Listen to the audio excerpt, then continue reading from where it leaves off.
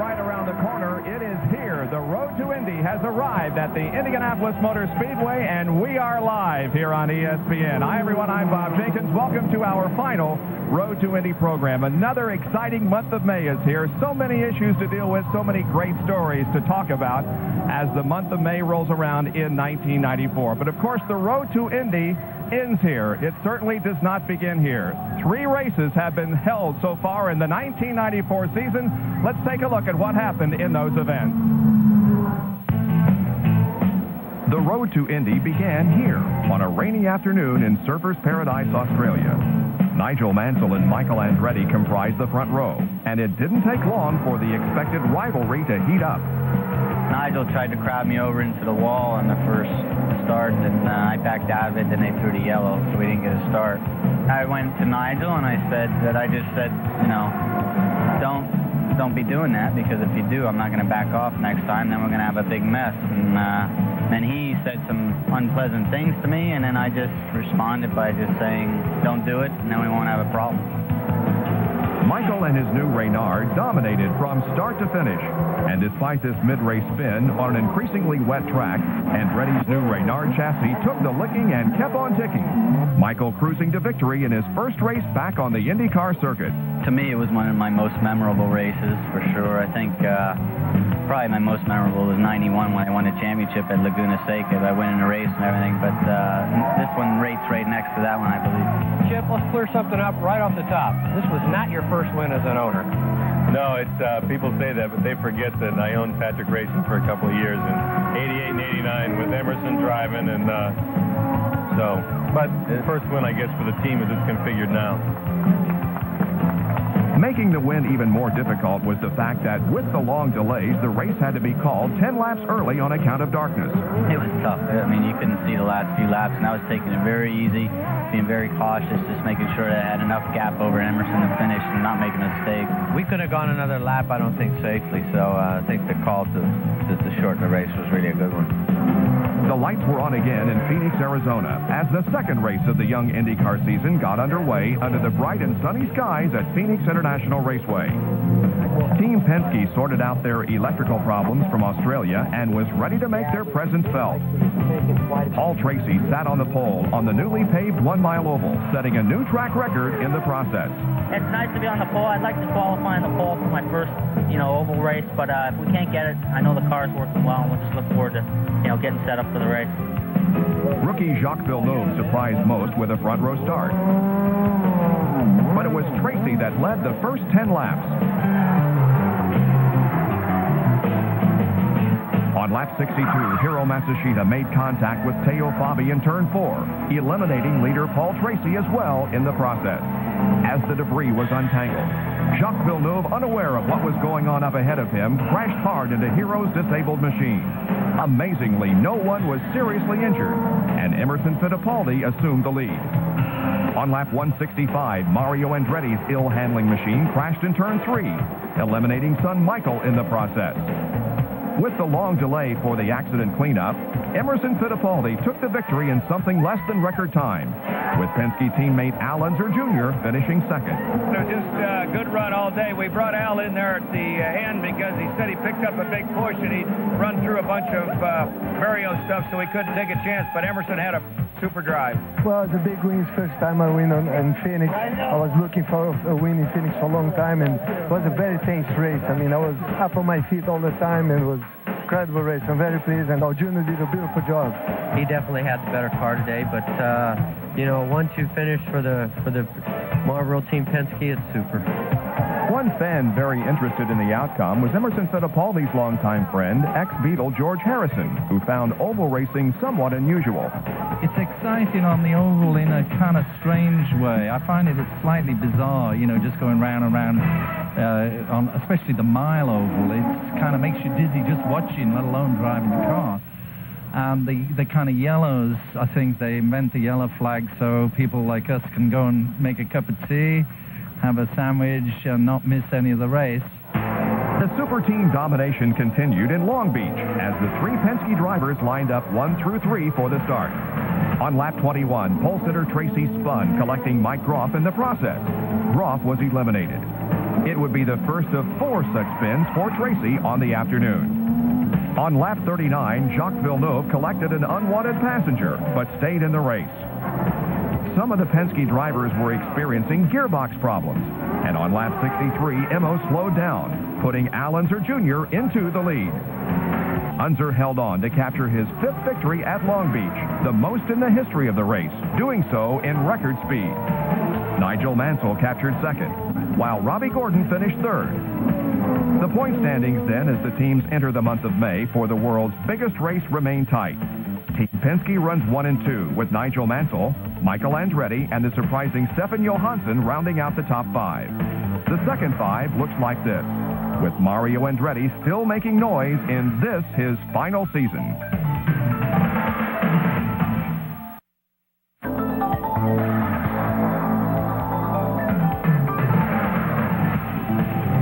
We're back live at the Indianapolis Motor Speedway on the road to Indy. I'm Bob Jenkins, and let me now introduce to you a couple of guys who will be guiding you through the month of May here at the Indianapolis Motor Speedway with extensive coverage in a program called Indy Live, which will be on every day this coming week, Monday through Friday, and next week. On my immediate left is Derek Daly, former IndyCar and Formula One driver, and Paul Page, who, of course, you're familiar with as our commentator on ESPN IndyCar telecast. Welcome, guys. We'll talk about Indy Live more in just a minute. First of all, let's show you what happened earlier today here at the Speedway when the track finally opened for practice. Yesterday, it was just a horrible day at Indianapolis with rain and cold weather, but look at today. Bright, sunshiny skies hovered over Gasoline Alley as the cars were pushed out to the pit area and the anticipated 11 o'clock opening of the racetrack. And I don't know whether there's a lot of money for being the first car on the racetrack or not, but Dick Simon seems to have this fetish with making sure his stable are the first cars on the racetrack. And yet again, Paul, this year, he manages to do it. Well, you're not just talking a stable with Dick Simon, you're talking a whole barn full now. 6 cars coming out, including, of course, Raul Boesel, who last year led in the early going here, led the first lap, and Lynn St. James, who is now going to look for yet another car.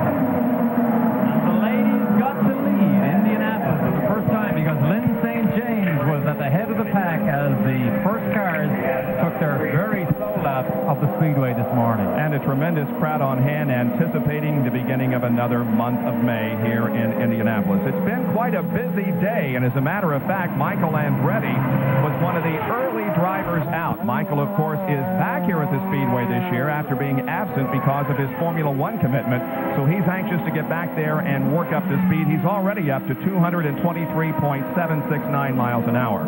Believe it or not, Michael, in winter testing here on this car, did a speed up 229 miles an hour very, very quickly, but unfortunately, today was a short day because he had a huge cloud of smoke when he exploded one of his Ford engines, so not a lengthy number of laps for Michael today.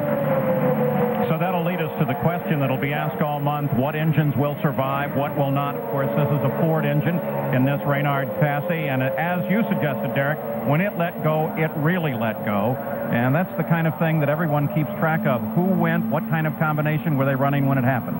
That looks like a probably $150,000 smoke screen, because when they make that much smoke, there's something ventilated the engine, gone out through the side, and Michael disappears and jumps out.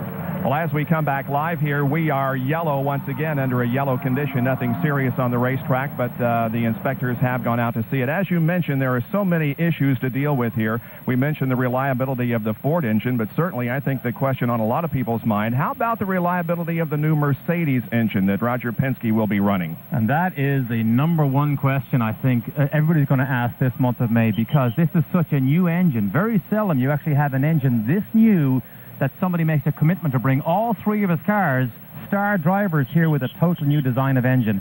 For my mind, for Mercedes to make such a public commitment to come to the Speedway, they must believe it's very strong, reliable, and lots of horsepower. Well, this will get me in a lot of trouble with Roger Penske, and I don't mean to be the sayer of bad things, but let us remember that only once in a 25-year history of a pushrod engine at Indianapolis has a pushrod actually finished the 500 miles.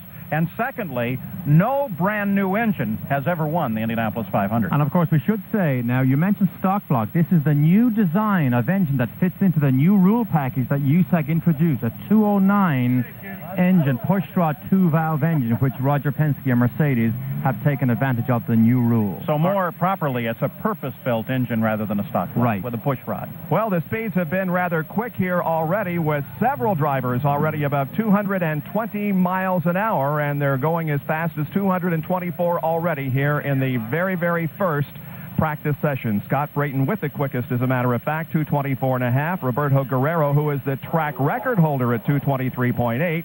Michael Andretti at 223.7 before the engine blew, and Teo Fabi and Raul Boisel have also practiced in excess of 220 miles an hour. Other speeds turned in today. Eddie Cheever exceeds 220. Mike Ropp at 218 in the Honda.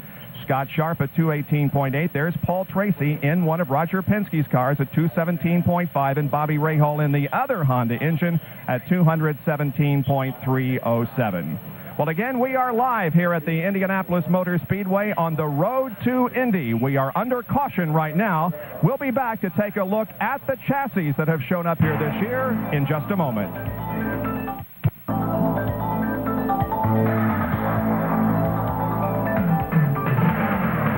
Michael Andretti's victory with the Reynard chassis in his very first outing follows in the tradition of Reynard having won their first time out in both Formula 3 and Formula 3000. Designer Malcolm Osler had already completed most of the design on the new Reynard when Bruce Ashmore came over from Lola to head up Reynard's North American effort.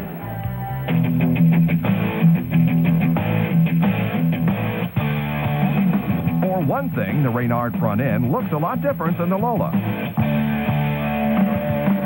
Well, I suppose the front wing assembly we used off of the Formula 3000, we scaled it up and plugged it on. And the suspension certainly got a test on the rough and rugged Australian chicane. Mostly it's just a lot stronger. The cockpit is different too. Right, Malcolm laid out the driver cockpit, giving him plenty of room around him and moving him further back from the front wheels.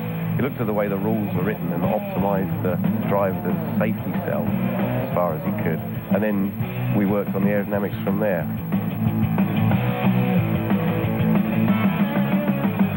Unlike the competition, the Reynard will not feature a transverse gearbox. It's different to the current cars. It's a longitudinal gearbox, which was the standard in IndyCar racing. And other teams or constructors have gone to the transverse. We decided to stick with the longitudinal, particularly for Indy and gearbox maintenance. What would be the difference between the Reynard and the Lola and the Reynard and the Penske? One of the main differences is she's very strong. We put a lot of material into the tub. That's one area. And the other one is the front wings and side pod. We took a different approach to how we flow the air around the front wing, around the front wheels, side pod, through to the rear wheel. The Reynard is not alone in the world of chassis. The 94 Penske sometimes looks more like a fish out of water than the standard racing machine. That's because a large fin has been added to the back of the chassis. It looks a little different because it has a fin on the engine cover, which is, I could say we just introduced it to introduce some speculation and some rumors, but it's there to correct a problem we had when we first started testing in short ovals. Nigel, is this the 500 winner? Yeah.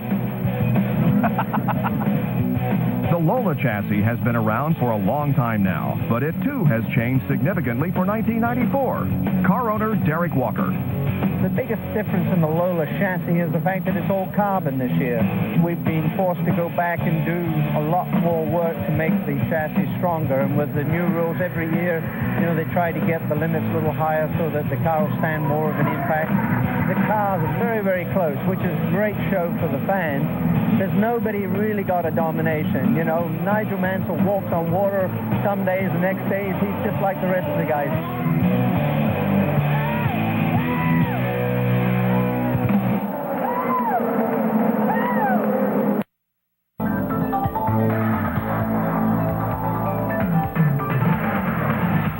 They've been dubbed the Super Team. Between them, they own 3 Indianapolis 500 victories, 7 if you count their team manager, Rick Mears. And their team owner has visited victory lane at Indianapolis a record 9 times himself. Al Unser Jr. joins returning Penske mates Paul Tracy and Emerson Fittipaldi to form what some say may be an unbeatable effort. Well, I liked it a lot. You know, the Marlboro Team Penske is a super operation, and they expanded a little bit in order to include me in on it. He has the experience, even he's young.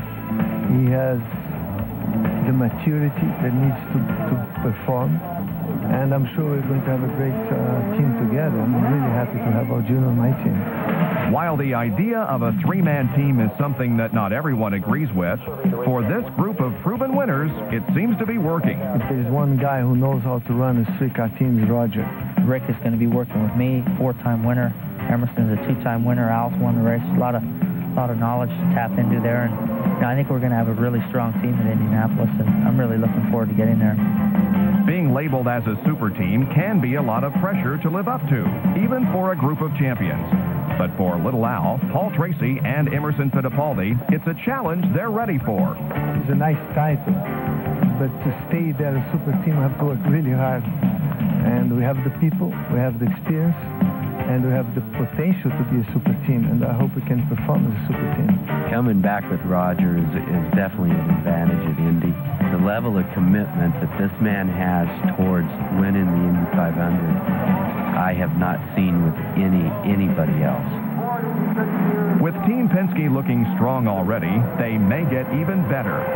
That's because this past April, Mercedes announced its plans to return to Indianapolis.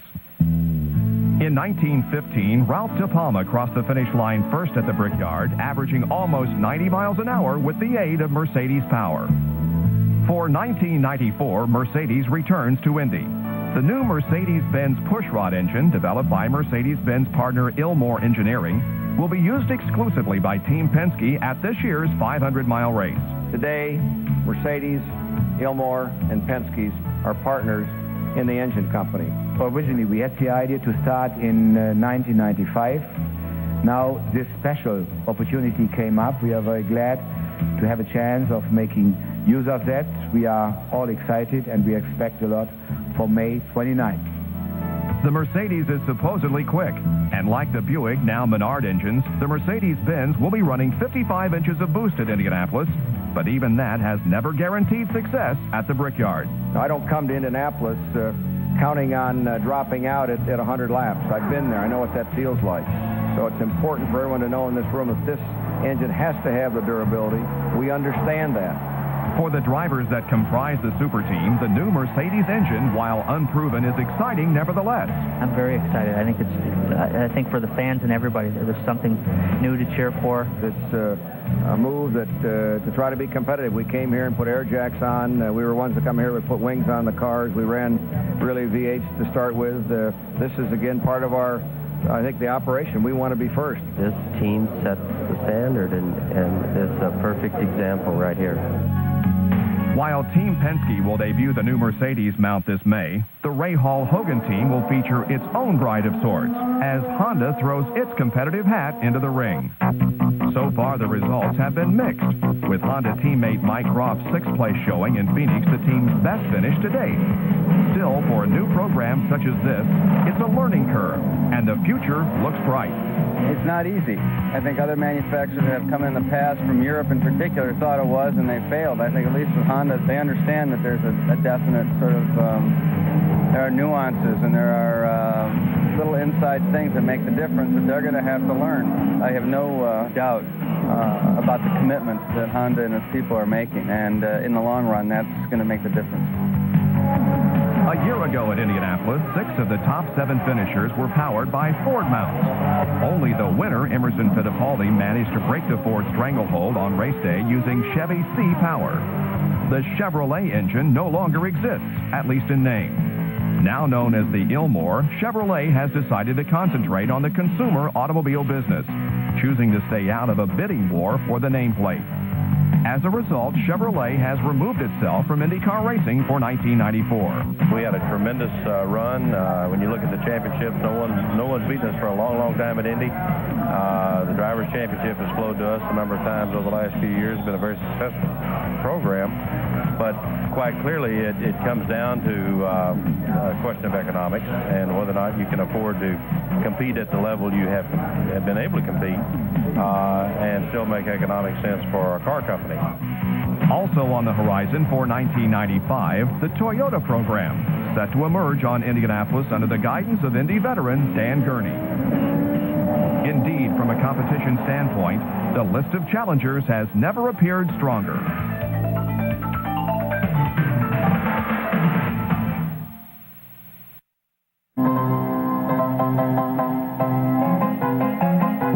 Penske now has a three-man operation with the addition of Little Al. But with 109 entries vying for 33 starting spots, things could get confusing. Newman Haas returns intact, with defending IndyCar champion Nigel Mansell looking to improve upon last year's third-place finish at Indianapolis, while Mario returns for one last go-around. Michael Andretti, of course, returns to Indianapolis, period. This time with Chip Ganassi Racing, last year's second-place finisher when Ari Luyendyk manned the helm. Scott Goodyear leaves Walker Racing to join Kenny Bernstein's Budweiser team, with Robbie Gordon leaving A.J. Foyt to take Goodyear's seat with Derek Walker. Walker, too, will be a three-man operation in 1994, Willie T. Ribbs and Mark Smith completing the trio. Confused yet? We'll press on.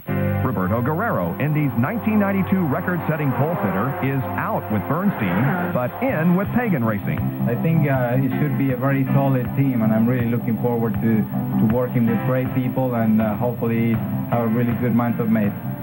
Dick Simon is back after putting 5 cars in last year's race. This year, he's concentrating on only 4 entries, led by last year's 4th-place finisher, Raul Boesel. I would have to say that from a competitive basis, we had our best year, and from a look towards the future, we're going after the championship this year. We put everything we have into it. My wife and I even sold our own personal boats and everything else we have, and this is it. We're going for it. The other 3 Simon drivers, Dennis Vitolo, Hiro Matsushita, who comes over from Walker Racing, and 1992 Indianapolis Rookie of the Year Lynn St. James, who returns to the Simon fold for a 3rd time in an Indy-only ride. The full season isn't going to happen in 94, but I want to have the best Indy that I can possibly have. At least we know what our focus is. We know what we really are going to concentrate on. And then I'm going to work for 95. I mean, it's already the timing it takes for these planning and these things to happen. You got to have long lead time. So I'm already talking to people about 1995. Simon is among a handful of team owners that call Indianapolis home. Derek Walker joined a growing list of such owners when he relocated to the Hoosier State this past winter. The reasons are varied. We looked at first the geographical location of where, if we were going to build a shop, which is really part of what we're doing this year, building a new race shop, where would be the best place? If you're involved in IndyCar racing, geographically, what's the best place to be? And Indianapolis came out streets ahead. Walker Motorsports was back in Reading, and, you know, he kept talking to me, and he says, why did you move from California to Indy? And I said, just look at the history. I mean, you've got the center of the wheel is right here, and the spokes go off to Elkhart Lake, to Milwaukee, to Detroit, to the Michigan 500, to Cleveland. Over and above that, I think the city is really geared for Indy racing. You know, the whole town knows about it, and just about anything you want to do, somebody knows about racing and is very interested in trying to do business with you and help. Working out of Indianapolis, you have the community that is just grand. It's beautiful. And everybody here loves racing. If you go into the grocery store, it's like everybody's your friend.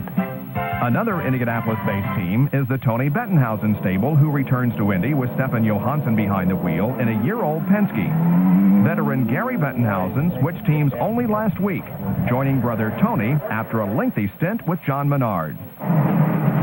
Team Menard is now Eddie Cheever and Scott Brayton. Brayton joins Menard after a long-term relationship with Dick Simon Racing. At Rahal Hogan, Bobby Rahal, of course, is only one half of the team. The other half, Mike Groff, last season's test driver. Jimmy Vassar, 4th in Australia and 5th at Phoenix, returns to Indy with Hayho Racing, this time with Ford power and a new Reynard chassis. We think that it's got every bit of a chance to be a winner as a Penske or a Lola, so you know, we're excited about the Reynard and being a part of the Reynard, a new project, getting it at the ground floor. I think it's important. It's important for us. Teo Fabi returns as the Hall Racing entrant. The 39-year-old Italian finished 9th at Indy a year ago and returns in a Pennzoil car that features a Reynard chassis chassis and Ilmor power. 1990 winner Arie Luyendyk returns with a new team, Indy Regency Racing, in a 94 Lola Ilmor package. While another upgraded team, Pac West Racing, hopes that Indy veteran Dominic Dobson and Trans Am champion Scott Sharp are the answers.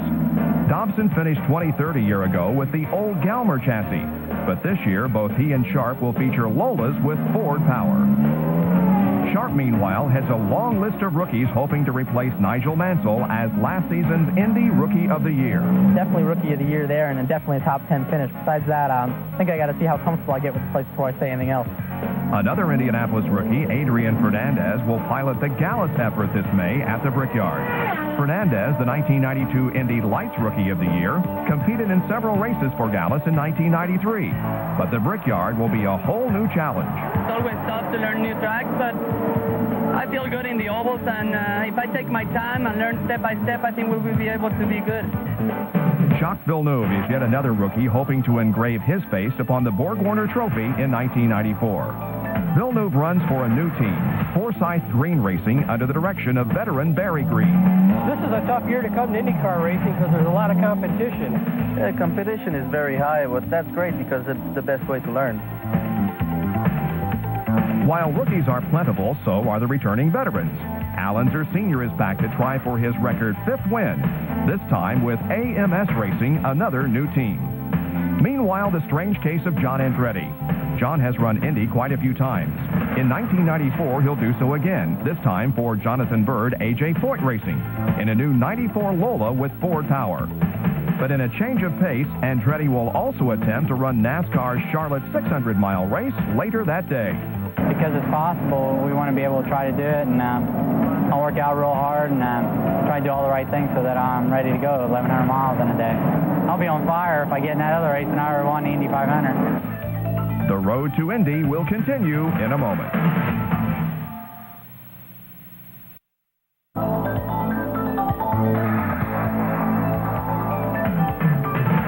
One year ago, the Indianapolis Motor Speedway underwent one of its most extensive facelifts in the 77 years that the race has been run.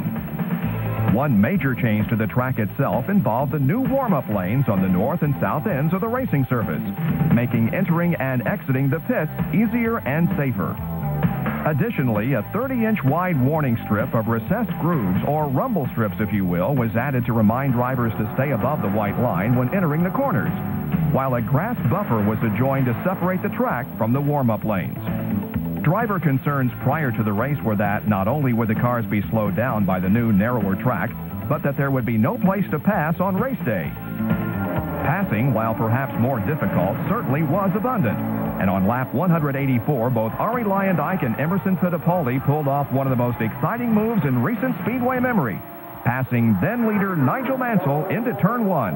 And the green flag is out. We are back to racing, and Emerson Fittipaldi makes a move on Nigel Mansell. He's got him going into 1, but Luyendyk is also right there. Oh, they went side by side, and Mansell fell all the way back to 3rd place. Gary, we got him coming right at you. I think that they've done a great job here. The pit exit was much safer. Pit entrance was much safer. And the apron, it did the work that we expect, that slowed down the cars through the corner. It was quite a bit different, obviously. The speed show that, and the drivers will tell you that because they had to drive it a lot different. There was no more flat footing, wide open, and hang on at that place. You had corners you had to negotiate. It was a different track, and needed some different lines and different passing techniques, and I think different car setup also. But for the most part, I have to say that it was probably a more competitive race from the standpoint that there was more cars finished on the lead lap. It really changed the nature of the race and of the racetrack. Although I think anybody who watched last year's race would have said it wasn't for the worst. I think it probably was for the best. I think it was a new track for everyone. It was not just me. A lot of people were pointing the finger at myself because they know that I took advantage of the aprons and so forth. But I wasn't the only one. That was racetrack, and you used it. So it was taken away from us, and you use what's there. With a full year of experience under their belts, the possibility for additional passing and further speed gains in 1994 seems imminent. I don't know. Rick Mears retired, so I don't know how much outside passing we're going to see. I don't know that daring moves will happen a lot more. I think, but if they're going to be made, I got the right guy to do it, don't I? Well, you know, hopefully, you know, I can lead just one lap, and it's the last lap. You know, it seems like I've led at every 100-mile marker except for the 500-mile marker, so that's the one I'm worried about, and hopefully we can just lead that last lap, and I'd be very happy. Let me put it this way. I think pole is going to be a lot faster than it was last year. I remember last year talking to a lot of people, and they were saying it would be impossible to take all four corners flat without taking your foot off the throttle. That's a myth. I mean, I've done that more than once already in testing. For 1994, the changes continue at the Brickyard. The pit wall has been rebuilt, widening the area directly behind each team, providing them with more room on race day, while narrowing the grassy area between the pit lane and the track itself. Last fall, in a cosmetic move of sorts, the ancient landmark so easily identifiable with the Indianapolis Motor Speedway, the scoring pylon, was torn down. In its place, however, a new pylon has been constructed. Actually, it was a result of the fact that when we redid the pits, the new pit wall actually ran right down the middle of the old scoring pylon. So in fact, we just tore the old scoring pylon down and decided after we tore it down to erect a new one. We have 33 permanent positions. I think in that case tradition prevailed, but we've allowed for 2 more fields or 2 more positions down below the 33 permanent positions that will allow additional car positions and numbers to be continuously scrolled. So we have the 33 permanent positions as tradition would dictate for the 500, and then we can scroll any number of positions for the 400. Change is inevitable, even at Indianapolis, perhaps the most traditional of all of America's great sporting events. The road to Indy will continue in a moment.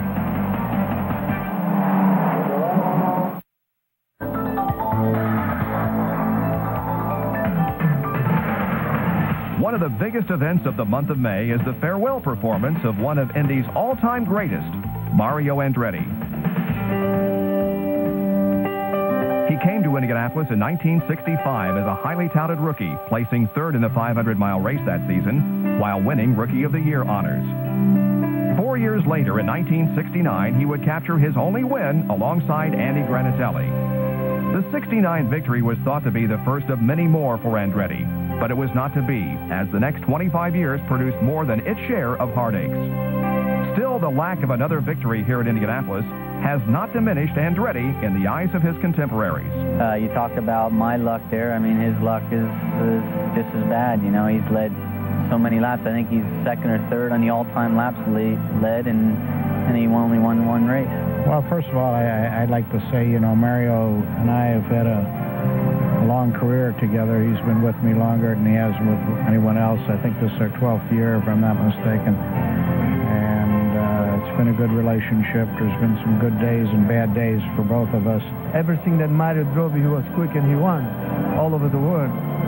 I have a lot of respect, and I think it will be a very emotional year for Mario, very tough year, knowing that at the end of the year he'll be out.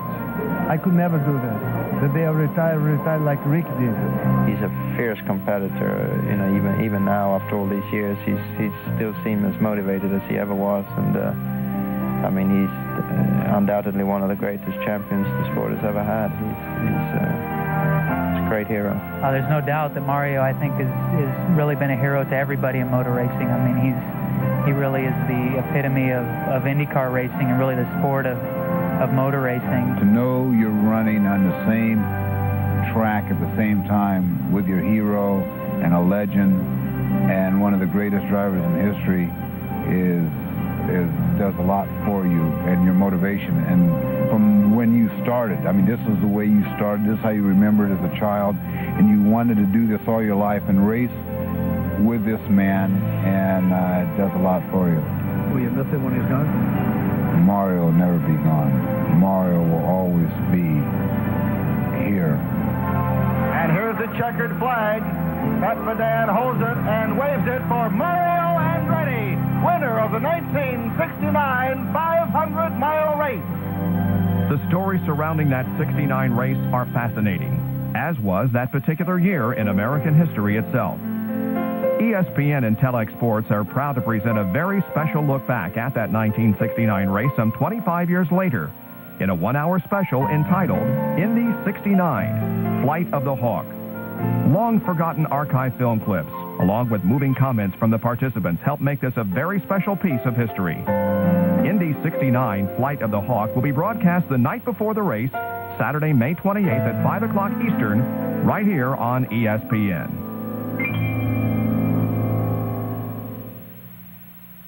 We're now back in the garage area, and with us is Mario Andretti. We've just heard a lot of drivers say some very nice things about you. I'm sure it makes you feel old on the one hand, but it has to be very gratifying to hear these drivers talk so highly about you. Sure. It's very gratifying. It makes me nervous, too. When you were growing up, when you were first getting into racing, who were the drivers that you idolized? Well, drivers of the era back in the middle 50s and on, I think into the 60s as well. Obviously, I think as kids, we always have our role models. I had mine, and, you know, even contemporaries, such as I often said, Phil Hills, Dan Gurney's, and IndyCar racing, I mean, Foyt in those days, and Jimmy Bryan, Johnny Thompson, you name them, Roger Ward, people like that. The sport has changed so much since those days. If you were writing your biography or autobiography, how would you describe the main changes in IndyCar racing in the last 25 or 30 years? Oh, I think looking back, I was one that sort of was right at the edge of the tire technology, for one thing, and when we went from the narrow groove tires on to the wide tires and then slicks and so on and so forth. And then the aerodynamic side, I think, was very interesting. Indeed, it was what revolutionized single-seater racing, and at the beginning was always a cigar shape, you know, extremely aerodynamic, just for straight line speed, and then you started realizing that you needed to corner, so you started coming up with airfoils and downforce, and then studying the ground effects, and as you can see that there was a lot to be gained, and over the years, I think, you know, those were, I think, probably the most outstanding developments that I've seen over my... We've got a great show coming up on ESPN later this month, tracing your success in 1969. What do you remember about that day? It's a great day. It was actually it was an incredible weekend for me because events leading up to it were not very pleasant or very positive. We actually seemed like to have everything going against us, and 2 or 3 years prior to that was that type of a thing where I just was not finishing the races. I had started with my rookie year with a good qualifying and a good finish, and then the subsequent years when I really felt that I was much more aware of what was going on and probably capable of some results, you know, nothing was happening. Here, 69 was another one that was leading up to that. But race day, it all came together, and it wasn't supposed to be, but it was my day. As you enter your final year, the Arrivederci Tour is well underway. Do you have any special thoughts about your final go-around? Well, each event is much more special because, obviously, I have to look at it as my last chance to perform and do well at that particular venue, and also the fact that some of the venues, such as, for instance, Indianapolis here, where I've been, you know, competing for so many years, you know, it's you know, it's got a touch of you know, emotion connected with it, obviously, and I'm trying to keep that aside so it doesn't interfere with my mindset as far as the work that I have to do, but I can't help it, you know, just you know, being a little bit nervous about the thing, and but at the same time, I'm just trying to really capitalize on this, my last chance, and enjoy it at the same time. Are you capable of winning the 500-mile race this year? No, you're darn right I am. I wouldn't be here if I didn't think so. What are you going to do, or what what will you be doing a year from now? Do you have any idea? Well, I don't have those plans set, and it's by design. I just don't want to confuse my priorities at the moment, and I don't think I have to rush into my near future right now. I picture myself, as I say, working toward staying involved in the sport. As I said this many times, what would probably make sense is to be maybe in the ownership side of a team or something like that. But I'm not ruling out doing some long-distance racing as well. So as you can see, maybe I'll just stay busy in that respect for the next couple of years. But I'll toss all that out at the end, after the end of the season. Well, it's been 25 years since Mario Andretti took the checkered flag here at the Indianapolis 500. It just could be that he'll repeat in 1994.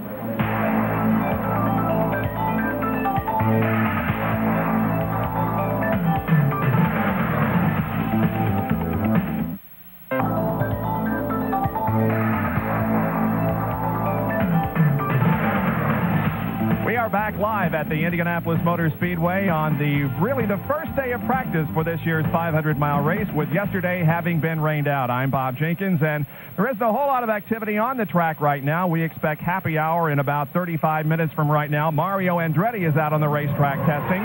But right now, let's talk more with Derek Daly and Paul Page about Indy Live, which will keep you up to date on what's going on here at the Speedway every day this coming week. Paul, what's it all about? Well, the good news is it's the first time it's ever been tried, so Lord knows what it's going to end up being all about. What we want it to be is the Indianapolis Motor Speedway during practice in a very live mode. This particular track has never had the opportunity of having that daily kind of report, like looking at Mario Andretti out on the track as he moves out for one of the first times in his month of May. We're going to have a chance to talk to these drivers because we're going to be located right in the center of the pits in a position where you can simply reach out and grab one. Something that I think we can do right now. Eddie Cheever is here and not far away from us. You've been running some pretty quick laps, in fact, second quick of the day. We did a lot of testing before we came here, so it's a big hectic with more cars on the track, and I wish they'd all leave and leave me the track to myself, but that's not going to happen, is it? But the car's running really well. Is this unshaven, more aggressive Cheever style this year? One thing I don't need to be is more aggressive. I don't think this is just I got to work late this morning. Eddie, you led this race here last year, but only when you ran in clean air. Do you think the car is better, more developed, that will give you a more realistic chance to try and win this year? That is something that we've worked on. We've worked on two things. Obviously, trying to make the car faster for qualifying. Now the track configuration change is not as wide as it was before, and we've been quite successful with that. And then the race is a totally different thing. If you remember last year, the fastest lap was like a 2:13, which is very slow. And the track is getting very narrow at those speeds, so putting more downforce into it and trying to find a balance is really difficult. Believe it or not, as you do it, we have digital information that tells us exactly whether you had breakfast this morning or not. Second quick at 2:23.998, right behind Scott Brayton with a 2:24.5. That who? Yeah, exactly. We know you need to debrief. Thanks for spending a few moments. Thank you. Thanks, Eddie. Eddie Cheever, just one of the stories as we take a look at the top speeds of the day. And we look down through Scott Brayton, then Eddie Cheever, as we already suggested, Roberto Guerrero at 2:23.8. The bottom half of the top 10, with Michael Andretti out earlier, blew a motor, and then came out in his backup car. They call it the T car here. Derek, let's talk a bit about engines, chassis, people. First of all, we've probably got the best variety of engines we've ever seen here. And it's interesting that we see two Buicks at the head of the field so far, because really Buicks are not the engine of choice. John Reynard really having spent so much money over the past years to get his to work. But when you throw in the Honda, we see here Mike Ross and the Motorola Honda-powered car. When you listen to this engine, it's very different to anything you've ever heard here before at the Speedway. Then think of the rest of the varieties. The Chevrolet A, we have A+, we probably have some B engines, we have the new Ds. Throw in the Mercedes-Benz, the Ford. We have a phenomenal engine battle about to start here. Very quickly, what about people? Well, people, pull the first one out of that comes to mind, Nigel Mansell. He would love to win this race here, and he came so close in his rookie year last year. We look forward to Indy Live at 6 o'clock Eastern Time, Monday through Friday of this coming week and next week also. We will be back to wrap things up live here at the Indianapolis Motor Speedway in just a moment. As you can see, the practice continues with speeds reaching upwards of 224 miles an hour here in the very first day. As practice continues for the 78th running of the 500-mile race. Well, practice will continue all this week leading up to the run for the pole position, which will be next Saturday. They'll also have qualifying next Sunday and then the following Saturday and Sunday. Roberto Guerrero is the track record holder here at Indianapolis. Don't forget that. That was 2 years ago. And most people that you talk with up and down pit road here will say that the record probably will be broken this year during the run for the pole next Saturday. Indy Live will be on ESPN at the Indianapolis Motor Speedway at 6 o'clock Eastern Time this coming Monday through Friday, and again next week with Paul Page and Derek Daly. Well, there's Scott Goodyear as he takes some practice laps on the 2.5-mile oval. Right now, we're going to have to wrap things up here, but don't forget to join us tomorrow at 6 o'clock Eastern Time. My thanks to Derek and Paul for joining me. This is Bob Jenkins. Thanks for joining us at the Indianapolis Motor Speedway on the road to Indy.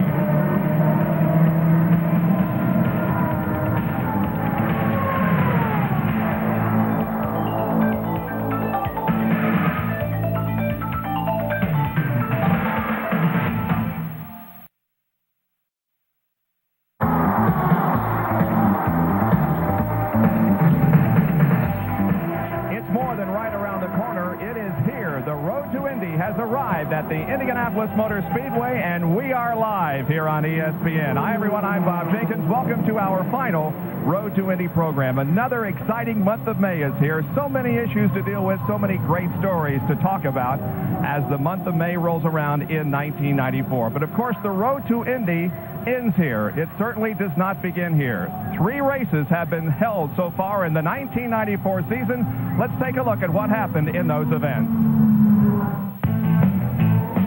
The road to Indy began here on a rainy afternoon in Surfers Paradise, Australia. Nigel Mansell and Michael Andretti comprised the front row, and it didn't take long for the expected rivalry to heat up.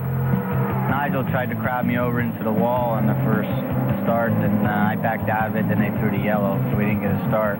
I went to Nigel and I said, you know, don't be doing that, because if you do, I'm not going to back off next time, then we're going to have a big mess. And then he said some unpleasant things to me, and then I just responded by just saying, don't do it, and then we won't have a problem. Michael and his new Reynard dominated from start to finish. And despite this mid-race spin on an increasingly wet track, Andretti's new Reynard chassis took the licking and kept on ticking. Michael cruising to victory in his first race back on the IndyCar circuit.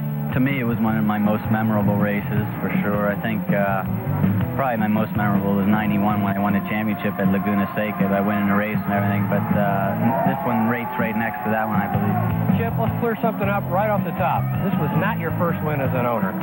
No, people say that, but they forget that I owned Patrick Racing for a couple of years in 88 and 89 with Emerson driving, and but the first win, I guess, for the team is it's configured now.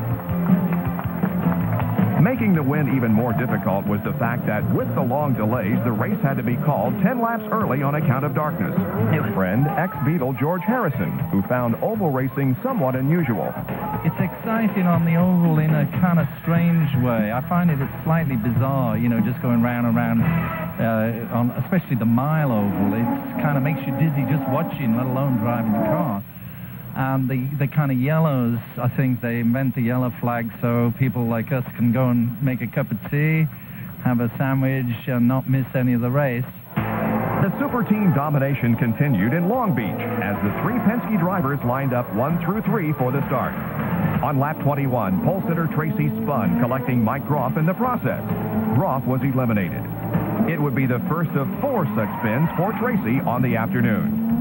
On lap 39, Jacques Villeneuve collected an unwanted passenger, but stayed in the race. Some of the Penske drivers were experiencing gearbox problems, and on lap 63, Emo slowed down, putting Al Unser Jr. into the lead. Unser held on to capture his 5th victory at Long Beach, the most in the history of the race, doing as the debris was untangled. Jacques Villeneuve, unaware of what was going on up ahead of him, crashed hard into Hero's disabled machine. Amazingly, no one was seriously injured, and Emerson Fittipaldi assumed the lead. On lap 165, Mario Andretti's ill-handling machine crashed in turn 3, eliminating son Michael in the process. With the long delay for the accident cleanup, Emerson Fittipaldi took the victory in something less than record time, with Penske teammate Al Unser Jr. finishing second. So just a good run all day. We brought Al in there at the end because he said he picked up a big push and he'd run through a bunch of Mario stuff, so he couldn't take a chance, but Emerson had a super drive. Well, it's a big win. It's the first time I win in Phoenix. I was looking for a win in Phoenix for a long time, and it was a very tense race. I mean, I was up on my feet all the time, and it was an incredible race. I'm very pleased, and our junior did a beautiful job. He definitely had the better car today, but, you know, 1-2 finish for the Marlboro Team Penske, it's super. One fan very interested in the outcome was Emerson Fittipaldi's longtime. Tough. I mean, you couldn't see the last few laps, and I was taking it very easy, being very cautious, just making sure that I had enough gap over Emerson to finish and not make a mistake. We could have gone another lap, I don't think, safely, so I think the call to shorten the race was really a good one. The lights were on again in Phoenix, Arizona, as the second race of the young IndyCar season got underway under the bright and sunny skies at Phoenix International Raceway. Team Penske sorted out their electrical problems from Australia and was ready to make their presence felt. Paul Tracy sat on the pole on the newly paved 1-mile oval, setting a new track record in the process. It's nice to be on the pole. I'd like to qualify on the pole for my first, oval race, but if we can't get it, I know the car's working well, and we'll just look forward to, getting set up for the race. Rookie Jacques Villeneuve surprised most with a front row start. But it was Tracy that led the first 10 laps. On lap 62, Hiro Matsushita made contact with Teo Fabi in turn 4, eliminating leader Paul Tracy as well in the process.